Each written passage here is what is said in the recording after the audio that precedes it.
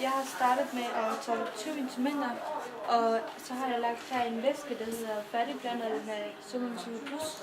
Og det har jeg så dækket alle instrumenterne, og de skal være dækket, og det må heller ikke være noget låg på. Så sætter man dem ind i mikroen, og for at finde ud af, hvor mange minutter det skal koges, så tager man en protokol og kigger datoen, altså hvornår testen bliver lavet, og hvem har lavet testen, og så tager man test 1.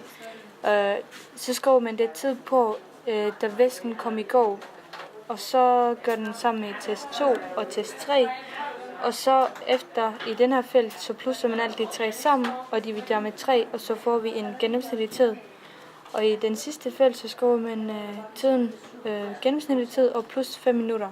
Og plus 5 minutter kører man, fordi at instrumenter de skal koges mindst i 5 minutter.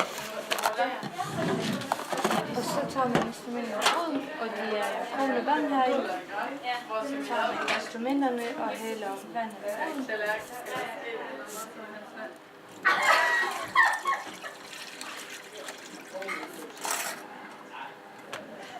Så køler vi det lidt ned. Og så er vi jo færdige til at vaske dem.